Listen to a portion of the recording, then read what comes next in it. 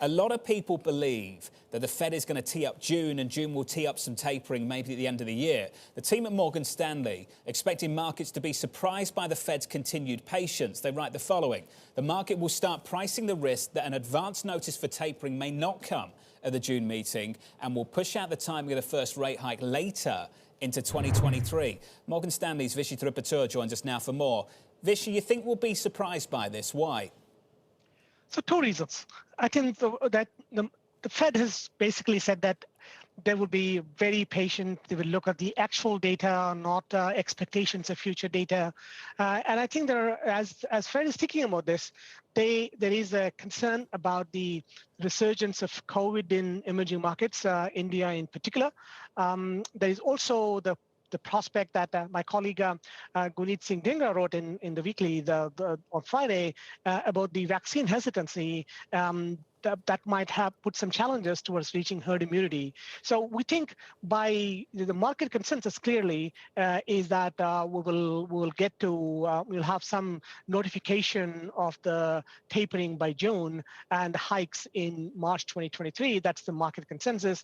We think this might be sometime in July or potentially the Jackson Hole summit or later in that time frame is what we think we will see a notice of tapering that will probably start in the early part of next year.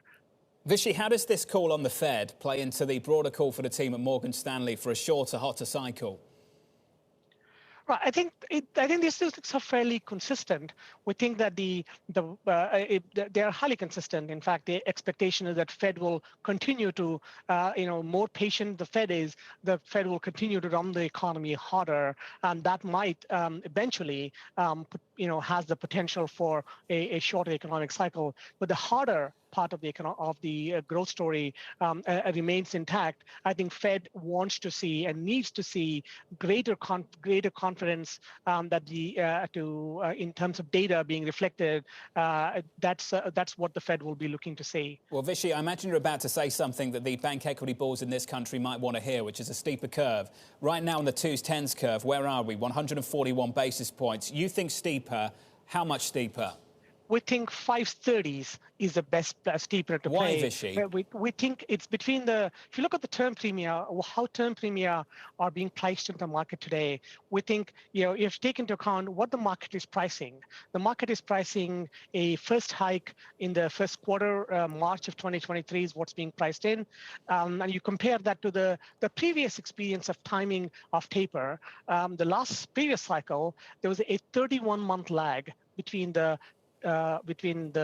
tapering and the first hike, and by this schedule, we are compressing that to a 21-month. So we think that actually gets pushed out a bit more. So we think the term premia in the too much term premia today in the between 1 through 5s. Yeah. And that means that we also think that there are not enough term premia in the 30-year part of the curve. So we think that steepener is the right trade here. Vishy, not exactly relevant to the conversation right now, so forgive me, but I just want to try and get in your mind just a little bit. As we go out in the next couple of years and get closer to 23, what kind of Fed hikes do you think we should price in that is consistent with your shorter, hotter cycle call? If it's 23 and thereabouts, how steep does that Fed's call actually go, and how quickly? It's tough to say, John. I would say that our expectation remains that the first hike will be in the third quarter of 2023, and we'll have to see how the data evolve. And there's a lot that we don't know yet. Remember, this policy mix that we have in place puts us in a very in uncharted policy waters territory. So we'll have to wait and see how things evolve. So is it a fair characterization, though, to say that if you believe in a shorter, hotter cycle, you must also believe in a more aggressive Federal Reserve at the end of this cycle, Vishy, that's trying to head off higher inflation? Isn't that part of the call, though? It is part of the call. I think between the harder cycle is very much in the cards. How short the cycle would be depends on a number of factors. We think there's a decent chance that Fed reaction function later in post 2023 would need to be faster than has been in the past. But again, I would say a lot of that depends on how things will evolve 2 years from now.